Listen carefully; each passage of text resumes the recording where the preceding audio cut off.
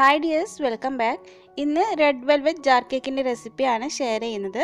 പിന്നെ ഇതിൽ അല്പം കളർ കുറവായിരിക്കും. വീട്ടിലേക്ക് ആയതുകൊണ്ട് കളർ കുറച്ചിട്ട് ചെയ്തതാണ്.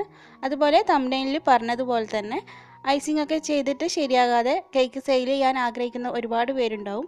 അപ്പോൾ അവർക്ക് നല്ലൊരു വരുമാന മാർഗ്ഗം കൂടിയാണ് ഈ ജാർ കേക്ക് ഉണ്ടാക്കിയിട്ട് സെയിൽ ആക്കുന്നത്. അപ്പോൾ അതെങ്ങനെയാണ് ആദ്യമായിട്ട് സെയിൽ ചെയ്യുന്നവർ ചെയ്യേണ്ടതെന്നൊക്കെ വീഡിയോയുടെ അവസാനം പറഞ്ഞു തരാം. അപ്പോൾ നമുക്ക് വീഡിയോയിലേക്ക് പോവാം. അപ്പോൾ ആദ്യം തന്നെ കേക്കിന് വേണ്ടിയിട്ടുള്ള ഡ്രൈ ഇൻഗ്രീഡിയൻസ് ഇവിടെ അരിച്ചു വെച്ചിട്ടുണ്ട്. ഇത് 1/2 കപ്പ് മൈദയും 1/2 ടീസ്പൂൺ ലൈറ്റ് കളർ കൊക്കോ പൗഡറും 1/2 ടീസ്പൂൺ ബേക്കിംഗ് പൗഡറും 1/4 ടീസ്പൂൺ ബേക്കിംഗ് സോഡയും ചേർത്തിട്ട് 2 പ്രാവശ്യം അരിച്ചു വെച്ചതാണ്. പിന്നെ ബട്ടർ മിൽക്ക് റെഡിയാക്കി വെച്ചിട്ടുണ്ട്. ഇതൊരു 2 ടേബിൾ സ്പൂൺ പാലിലേക്ക് ഒരു 2-3 ഡ്രോപ്പ് വിനാഗിരി ചേർത്തൊന്ന് മിക്സ് ചെയ്ത് വെച്ചതാണ്. പിന്നെ ഒരു 2 മീഡിയം സൈസിലുള്ള മുട്ട എടുത്തിട്ട് സെപ്പറേറ്റ് ചെയ്ത് വെച്ചിട്ടുണ്ട്. ആദ്യം എഗ് വൈറ്റിൽ ഒരു നുള്ളു ഉപ്പ് ചേർത്തിട്ട് ഇതൊന്ന് ബീറ്റ് ചെയ്തെടുക്കാം. അപ്പോൾ ഇതേപോലെ പതഞ്ഞ് വരുമ്പോൾ ഇതിലേക്ക് ഒരു 3 ടേബിൾ സ്പൂൺ പൊടിക്കാത്ത പഞ്ചസാരയാണ് ചേർത്ത് കൊടുക്കുന്നത്.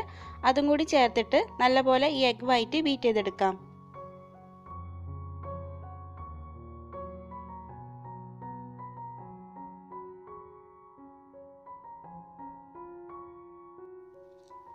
അപ്പോൾ എഗ് വൈറ്റ് ഇതേപോലെ ബീറ്റ് ചെയ്തെടുത്തിട്ടുണ്ട്.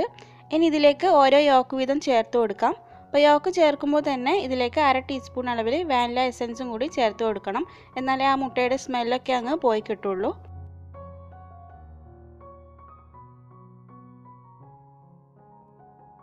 അപ്പോൾ യോക്ക് ചേർത്ത ശേഷം വീണ്ടും ഒരു 2 മിനിറ്റോളം ഹൈ സ്പീഡിലിട്ടിട്ട് ബീറ്റ് ചെയ്തെടുക്കാം.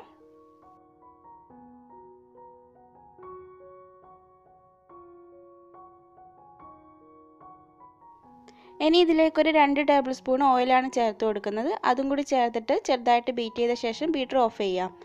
ഇനി നേരത്തെ അരിച്ചിട്ടുള്ള ആ ഫ്ലോർ മിക്സ് കുറച്ചായി ചേർത്തിട്ട് മെല്ലെ മെല്ലെ ഒന്ന് ഫോൾഡ് ചെയ്തെടുക്കണം. അപ്പോൾ ആദ്യത്തെ ബാച്ച് കംപ്ലീറ്റ് ആയിട്ട് ഫോൾഡ് ചെയ്ത ശേഷമാണ് അടുത്ത ബാച്ച് ഫ്ലോർ ഇട്ട് കൊടുക്കേണ്ടത്. അപ്പോൾ അതിനിടയിൽ നമ്മൾ തയ്യാറാക്കിയിട്ടുള്ള ആ ബട്ടർ മിൽക്കും കുറച്ചായിട്ട് ചേർത്ത് കൊടുക്കണം.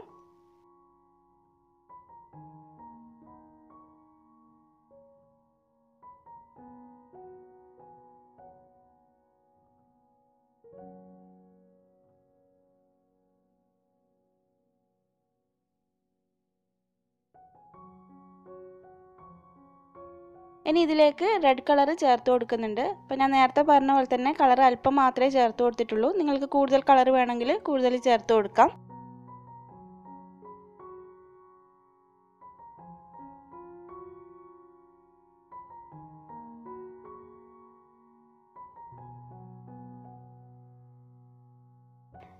അതും കൂടി നന്നായിട്ട് മിക്സ് ചെയ്ത ശേഷം ടിന്നിലേക്ക് ഒഴിച്ചു കൊടുക്കാം. അപ്പം ഞാനിവിടെ ഒരു 6 ഇഞ്ചിൻ്റെ ടിന്നാണ് എടുത്തിട്ടുള്ളത്.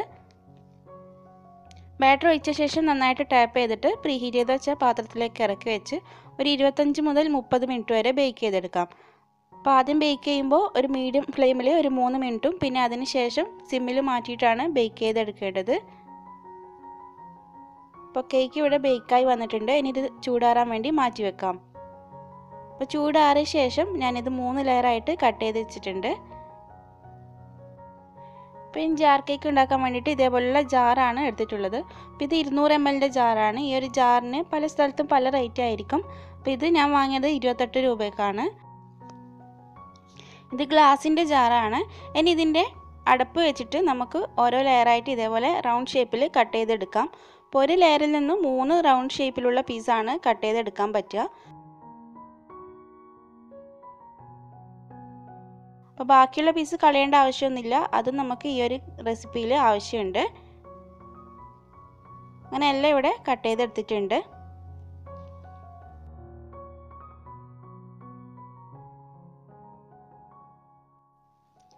ഇനി ഒരു 1/3 കപ്പ് വിപ്പിംഗ് ക്രീം ബീറ്റ് ചെയ്തെടുത്തിട്ടുണ്ട്. അതിലേക്ക് ഒരു 3 ടേബിൾ സ്പൂൺ ക്രീം ചീസും കൂടി മിക്സ് ചെയ്തെടുത്തതാണ്. ഇതൊരു പൈപ്പിംഗ് ബാഗിലേക്ക് മാറ്റി കൊടുക്കാം. ഇനി ജാർ കേക്ക് എങ്ങനെയാണ് സെറ്റ് ചെയ്യാൻ നോക്കാം. അപ്പോൾ ഓരോ പീസും ഇതേപോലെ ജാറിനകത്തേക്ക് വെച്ചിട്ടൊന്ന് പ്രസ് ചെയ്ത് കൊടുക്കാം. ഇനി ഇത് വെറ്റ് ചെയ്യാൻ വേണ്ടിയിട്ട് ഞാനിവിടെ എടുത്തിട്ടുള്ളത് കുറച്ച് തണുത്ത വെള്ളത്തിലേക്ക് ഒരു 2-3 ടേബിൾ സ്പൂണ് മിൽക്ക് മെയ്ഡ് ചേർത്ത് മിക്സ് ചെയ്തതാണ്. അത് വെച്ചിട്ട് നന്നായിട്ട് വെറ്റ് ചെയ്ത് കൊടുക്കാം. അതിനുശേഷം നമ്മൾ തയ്യാറാക്കിയിട്ടുള്ള ആ ഒരു ക്രീം ചീസിൻ്റെ ക്രീം ഇതിൽ മുകളിൽ സ്പ്രെഡ് ചെയ്ത് കൊടുക്കാം. പിന്നെ നോസിൽ ഇടണമെന്നില്ല, പൈപ്പിംഗ് ബാഗിൽ ചെറിയൊരു ഹോൾ ഇട്ട് കൊടുത്താലും മതി. അതിന് മുകളിൽ കുറച്ച് ഗ്രേറ്റ് ചെയ്തിട്ടുള്ള വൈറ്റ് ചോക്ലേറ്റ് ഇട്ട് കൊടുക്കുന്നുണ്ട്. സെക്കൻഡ് ലെയർ ഇതേപോലെ തന്നെ ചെയ്തെടുക്കാം.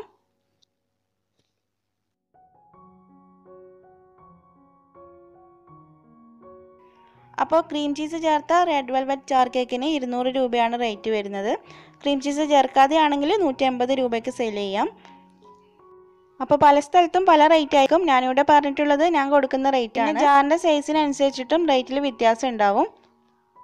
ഏറ്റവും മുകളിലത്തെ ലെയറായിട്ട് നമ്മൾ നേരത്തെ കട്ട് ചെയ്യുമ്പോൾ ബാക്കി ഉണ്ടായിട്ടുള്ള ചെറിയ ചെറിയ പീസാണ് വെച്ച് കൊടുക്കുന്നത്.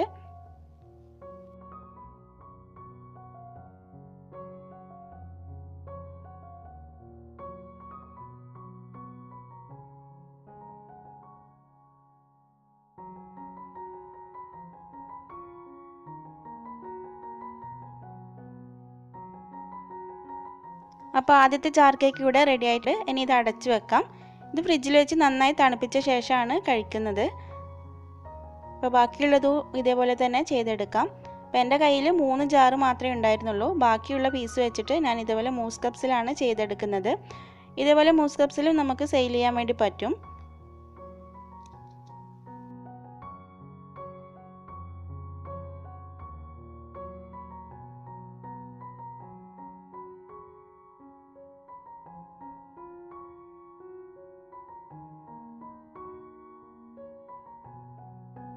അപ്പോൾ ജാർ കേക്ക് സെയിൽ ചെയ്യുമ്പോൾ ഇതേപോലെ ഒരു റിബൺ വെച്ച് കെട്ടിക്കൊടുക്കുക.